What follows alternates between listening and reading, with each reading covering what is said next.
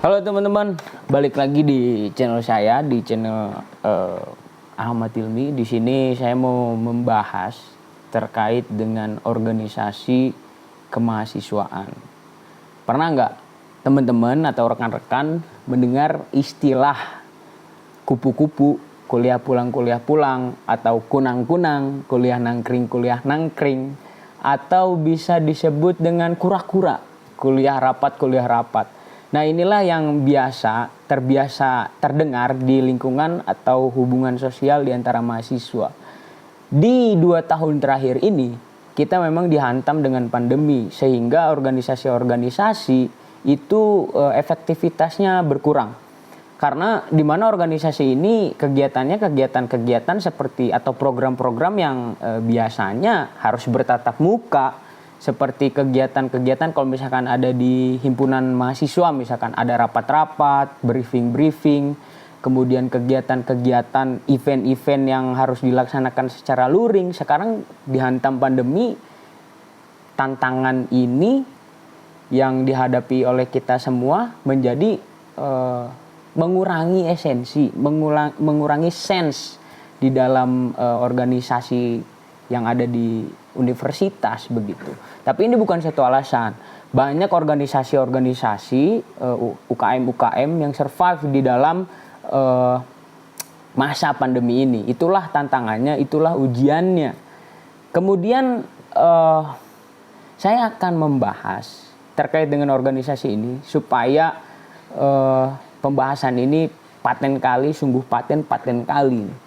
Ini saya rujuk dari jurnal yang diterbitkan oleh PG SD FKIP Universitas Muhammadiyah Surakarta yang ditulis oleh Mustika Cahyaning Pertiwi, Awang Sulistiawan, Irma Rahmawati, dan Hones Umi Kalsum. Jurnal ini terbit tahun 2014 dengan judul Hubungan Organisasi dengan Mahasiswa dalam Menciptakan Leadership. Nah, kita tahu di dalam universitas atau di dalam kampus akademi, di dalam sekolah tinggi misalkan, itu terdapat beragam organisasi baik intra maupun ekstra. Nah, organisasi-organisasi ini terdiri dari, kalau skupnya universitas misalkan ada BEM, DPM, kemudian UKM. Begitu pula dengan di fakultas, bahkan ada beberapa universitas yang organisasinya juga hidup di jurusan-jurusan atau di prodi-prodi. Kemudian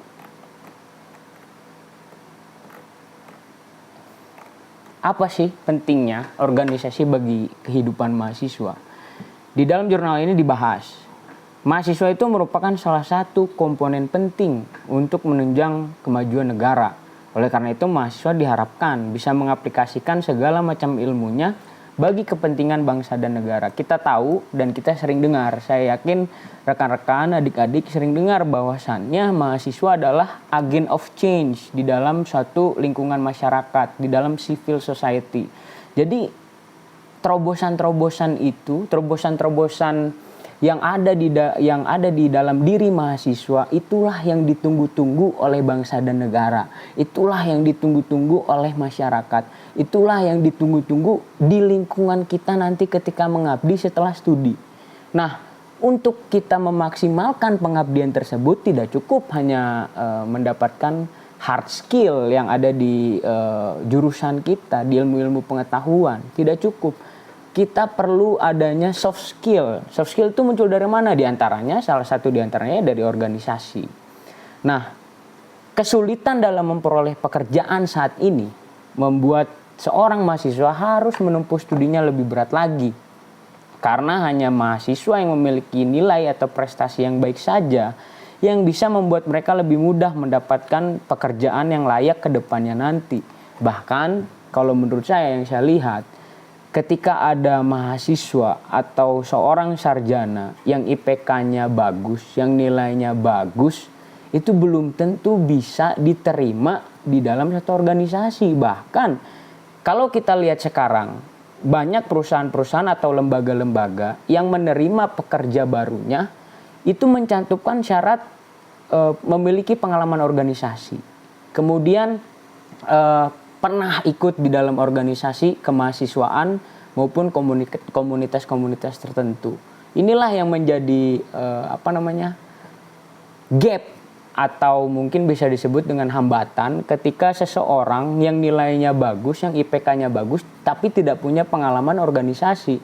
Karena kita tahu di lembaga manapun, di instansi manapun, itu pasti ada organisasinya, mulai dari CEO, misalkan direktur, sampai dengan staff. Itu pasti mengandalkan atau mempraktikkan apa yang ada, elemen-elemen yang ada di dalam organisasi.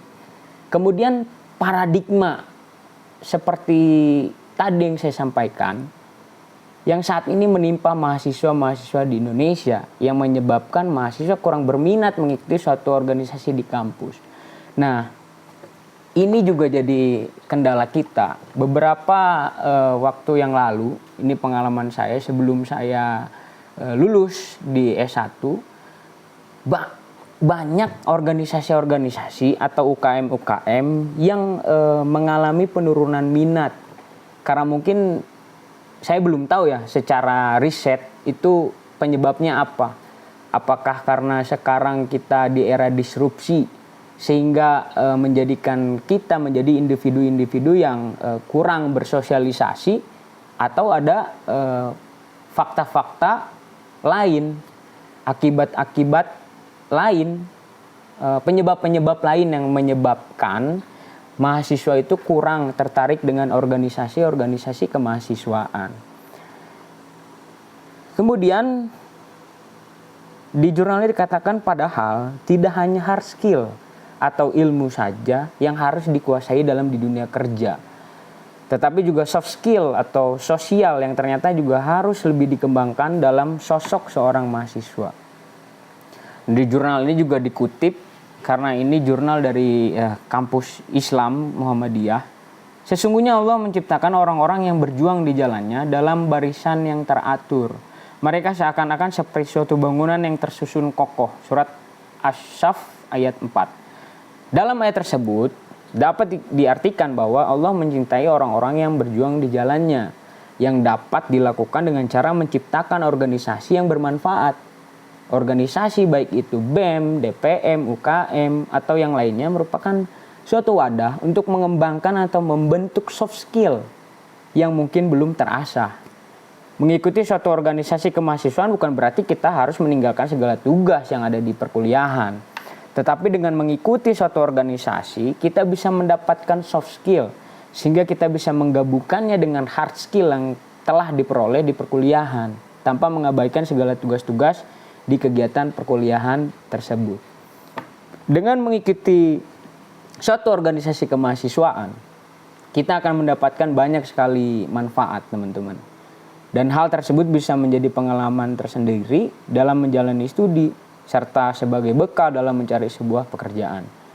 Nah, berikut ini manfaat ketika kita mengikuti suatu organisasi kemahasiswaan. Yang pertama itu melatih leadership, teman-teman. Ketika ikut organisasi, pasti akan ada banyak hal yang harus diurus, seperti acara-acara organisasi yang tentunya melibatkan banyak orang. Baik itu sesama mahasiswa, anggota organisasi, maupun orang-orang di luar organisasi. Mahasiswa yang ikut organisasi kemahasiswaan umumnya memiliki sikap dan karakter yang lebih aktif dibanding mereka yang tidak ikut organisasi. Pasti teman-teman mengalami nih,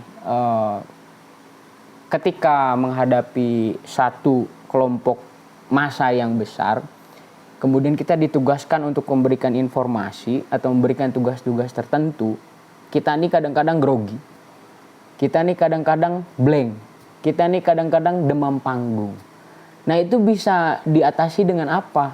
Jam terbang yang bisa mengatasi itu. Kalau kita sudah sering melaksanakan sosialisasi di massa yang begitu banyak, di orang-orang yang begitu banyak, maka kita tidak akan grogi lagi, tidak akan demam panggung lagi, tidak akan blank lagi ketika kita ditugaskan seperti itu. Kemudian mereka lebih banyak terlatih dalam mengutarakan pendapat di hadapan orang lain ataupun menggerakkan dan mengerahkan teman-teman sesama anggota ketika organisasi sedang mengadakan suatu acara. Pentingnya organisasi itu juga ketika kita menyelenggarakan suatu kegiatan, ada orang yang terbiasa menjadi MC. Apakah ilmu itu akan sia-sia? Tentunya tidak. Ketika ada acara-acara keprotokoleran di dunia kerja, dia sudah biasa menjadi MC. Kalau misalkan tiba-tiba ditunjuk, udah kamu aja nih yang jadi MC di rapat kali ini, kamu aja yang jadi MC di event ini, tidak akan kaget lagi karena sudah terbiasa.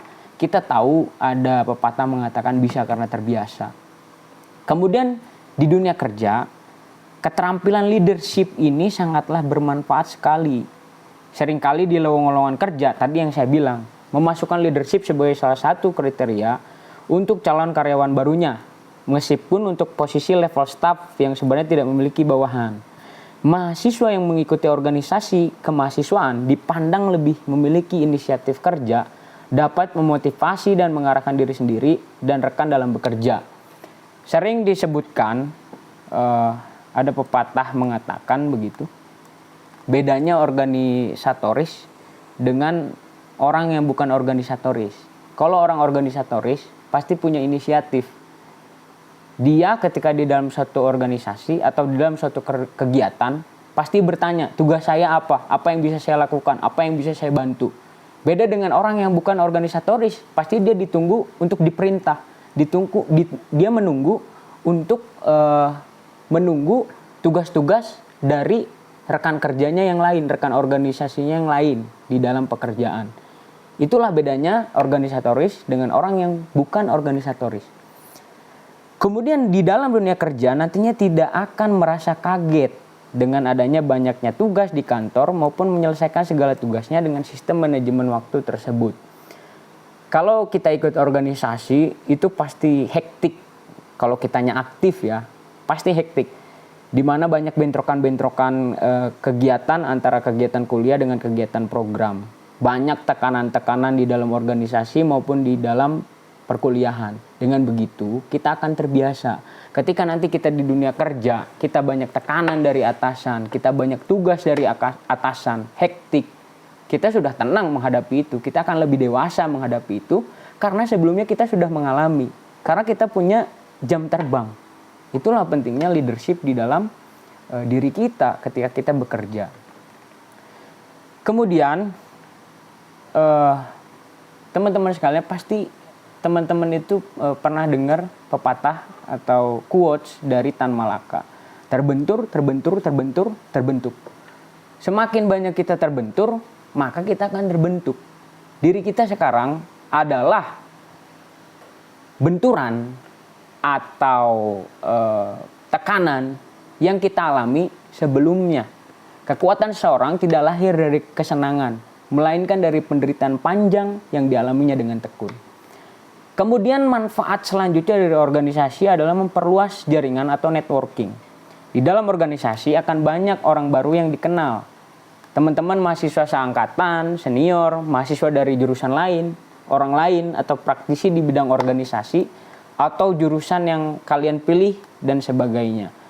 Ketika kita ikut organisasi, kita nanti sudah terbiasa menghadapi atasan. Kita sudah mengetahui psikologi-psikologi orang-orang yang ada di lingkungan kerja kita minimalnya. Karena kenapa? Kita di dalam organisasi kita terbiasa mentreatment senior seperti apa, mentreatment teman seangkatan seperti apa, mentreatment junior kita seperti apa. Sehingga di dalam dunia kerja kita akan terbiasa seperti itu. Kemudian mereka ini bisa juga disebut sebagai jaringan. Tadi senior kita, teman satu angkatan dan junior. Dan itu jangan diremehkan. Karena merupakan aspek yang penting terutama bagi yang baru lulus nih, teman-teman yang baru lulus dan mereka yang sedang mencari pekerjaan. Dari mereka itulah seorang mahasiswa akan dapat memperoleh informasi melalui lowongan kerja. Minimal kalau kita tidak diajak oleh senior kita, adalah informasi-informasi. Nih, Dek, nih adik, ada lowongan di perusahaan ini, ada lowongan di lembaga ini. Syukur-syukur, adik, udah kamu ikut aja sama saya, kamu bantuin saya untuk membantu pekerjaan atau proyek tertentu. Itu kan salah satu manfaatnya kalau kita ikut organisasi. Kemudian mengasah kemampuan sosial. Mereka yang tergabung di dalam organisasi umumnya secara sosial juga lebih aktif dibanding mereka yang tidak ikut organisasi. Jika ikut organisasi, seorang mahasiswa juga akan terlatih berinteraksi dengan berbagai macam tipe orang. Nah inilah Yang tadi saya sebutkan, ketika kita ikut organisasi, sedikit ataupun banyak, minimalnya kita tahu psikologi orang. Kemudian tidak hanya teman-teman satu jurusan atau di dalam satu organisasi, tapi juga dengan teman-teman dari program studi yang lain, dari organisasi yang lain. Bahkan teman-teman juga pasti, atau ketika teman-teman ikut organisasi, pasti adalah kegiatan yang mengundang UKM lain, organisasi lain, atau jurusan lain, bahkan orang-orang di luar kampus, bahkan stakeholder. Di dalam satu organisasi tertentu misalkan, ketika mengadakan satu acara, mengundang misalkan Kapolres, Kapolda, Pangdam misalkan, atau pimpinan lembaga-lembaga tertentu, bahkan gubernur, bahkan presiden, kan bisa. Nah itulah dengan seperti itu kita akan terbiasa nantinya ketika di dalam dunia kerja kita menghadapi orang-orang yang belum pernah kita temui, atau misalkan jabatannya jabatan yang strategis, jabatan-jabatan yang bagus di dalam lingkungan masyarakat, kita tidak grogi lagi, kita tidak bingung lagi, kita tidak canggung lagi karena kita sudah terbiasa. Kemudian problem solving dan manajemen konflik. Banyak berinteraksi dengan orang dengan berbagai karakteristiknya merupakan hal yang lumrah jika 1 atau 2 kali terlibat konflik dengan mereka. Demikian juga di dunia kerja, di mana deadline yang mendesak, rekan kerja yang kurang kooperatif atau sukanya menjatuhkan rekan kerja di depan atasan, dan lainnya yang rentan menimbulkan konflik. Jika sudah terbiasa mengatasi masalah dan konflik, kamu tidak akan kaget lagi dengan sudah terbayang hal-hal yang sebaiknya dilakukan untuk menyelesaikan masalah agar tidak sampai menurunkan performa kerja. Ketika kita menghadapi suatu masalah, ketika kita menghadapi satu tekanan-tekanan di dalam organisasi, itulah yang menjadikan kita lebih dewasa. Itulah yang menjadikan kita lebih bijaksana. Itulah yang menyebabkan kita menjadi orang yang arif. Sebab kita sekarang adalah cerminan dari kita yang dulu, atau dampak dari kita yang dulu. Konsepnya tabur tuai. Ketika kita menabur kebaikan, ketika kita melatih diri kita dengan keras, maka ketika kita menghadapi satu masalah-masalah yang besar seperti masalah tadi yang saya sebutkan, maka kita akan terbiasa, kita akan dewasa. Kemudian dari beberapa manfaat yang tadi disebutkan, dapat disimpulkan bahwa seorang mahasiswa yang luar biasa tidak hanya mengembangkan kemampuan hard skill-nya saja, tapi juga mau mengembangkan dan mampu mengembangkan kemampuan soft skill-nya. Oleh karena dengan adanya organisasi baik BEM, DPM, UKM, atau organisasi-organisasi ekstra kampus, kita diajak untuk mengembangkan soft skill yang sebenarnya sudah kita miliki dalam diri pribadi masing-masing. Sebagai seorang mahasiswa, tidaklah boleh memiliki paradigma yang mengatakan bahwa seorang mahasiswa yang mengikuti organisasi tidak memiliki nilai yang baik atau bisa dikatakan hard skill-nya belum berkembang karena banyaknya soft skill yang telah dikuasainya. Seharusnya dengan adanya organisasi, seorang mahasiswa bisa lebih mengembangkan hard skill dengan cara mengembangkan soft skill tersebut. Karena dengan terbentuknya soft skill pada diri pribadi seorang mahasiswa, maka hard skill tersebut juga ikut berkembang karena mahasiswa tersebut memperolehnya dengan soft skill yang mereka peroleh. Nah, ini ada sedikit tips dari saya bagaimana menghadapi bentrokan-bentrokan ketika ada tugas kuliah, ketika kita ada kegiatan kuliah berbentrokan dengan kegiatan mahasiswa, atau mana yang lebih harus didahulukan. Pertama menurut saya, tinjau dulu waktunya. Deadline-nya lebih dekat yang mana nih? Apakah tugas kuliah kita atau deadline pekerjaan atau program di dalam organisasi? Itu dulu yang dilaksanakan. Kemudian yang kedua, ketika kita melaksanakan atau kita bekerja, baik itu untuk akademik kita maupun organisasi, ketika kita bekerja untuk kuliah kita, untuk akademik kita, jangan memikirkan atau jangan dulu gubris apa yang di dalam organisasi. Misalkan ada chat, misalkan ada permintaan dari pimpinan organisasi kita, nanti dulu. Kita selesaikan dulu tugas kita. Nah, ketika sudah selesai baru itu semua kita kejar, itu semua kita kerjakan. Telepon. Bagaimana Pak Ketua misalnya, bagaimana Komandan misalkan. Apa yang bisa saya bantu? Mohon maaf tadi saya sedang kuliah. Begitu pula dengan di organisasi. Ketika di organisasi, tentunya pastikan dulu tugas-tugas kuliah kita selesai. Baru kita fokus. Jangan memikirkan apa yang ada di dalam akademik, di dalam perkuliahan. Sehingga kita bisa maksimal di dalam dua kegiatan tersebut. Kemudian teman-teman sekalian, inilah pentingnya organisasi. Sebetulnya bukan hanya bentrokan antara organisasi dengan kegiatan akademik atau perkuliahan. Ada juga obstacle lain, yaitu kegiatan misalkan sosial kita, nongkrong, bergaul dengan teman-teman kita, main misalkan, atau kegiatan kegiatan dengan keluarga. Itu yang menjadi tantangan atau obstacle ketika kita menjadi seorang organisatoris. Kemudian yang penting juga adalah ketika kita ada bentrokan, prioritaskan yang mana antara akademik dengan organisasi. Zaman dulu itu tidak dibatasi dalam perkuliahan, itu tidak dibatasi waktunya. Tapi sekarang dibatasi, 4 tahun harus lulus, maksimal 7 tahun.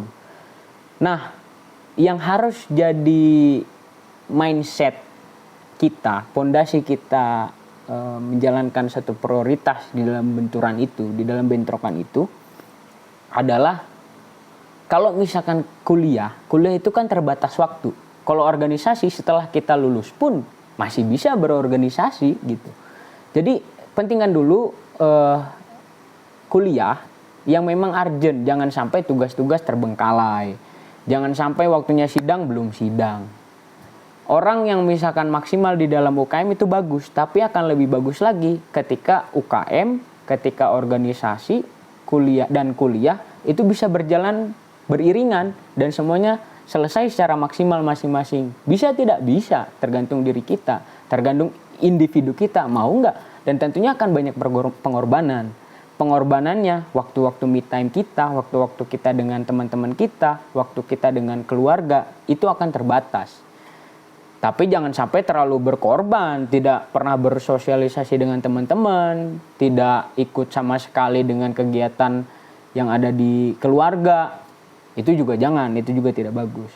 Makanya manajemen waktu itulah seninya untuk seorang organisatoris. Nah, kesimpulannya dalam riset ini tentang peran organisasi terhadap minat mahasiswa dalam meningkatkan indeks prestasi kumulatif atau IPK, di mana organisasi sangatlah erat dengan mahasiswa.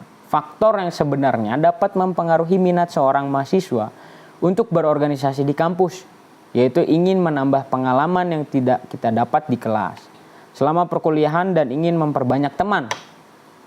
Berorganisasi akan memberikan ruang pada mahasiswa untuk dapat berkreasi dan beraktivitas secara lebih luas. Mahasiswa akan banyak berinteraksi dengan orang lain yang berlatar belakang beda-beda. Disinilah kemampuan komunikasi dan emotional quotient, mahasiswa akan terlatih dalam menghadapi berbagai persoalan dan konflik yang terjadi. Kedewasaan berpikir mahasiswa akan semakin tumbuh seiring aktifnya organisasi di kampus. Bahkan seringkali pengalaman berorganisasi di kampus akan sedikit banyak membantu kawan-kawan dalam menghadapi dunia kerja setelah lulusnya nanti. Ada beberapa manfaat organisasi bagi mahasiswa, yaitu melatih leadership, belajar mengatur waktu, time management, memperluas jaringan atau networking, mengasah kemampuan sosial, problem solving, dan manajemen konflik. Itu saja teman-teman yang saya sampaikan di dalam video ini. Terima kasih sudah menonton video ini sampai akhir. Wassalamualaikum warahmatullahi wabarakatuh. Tetap semangat.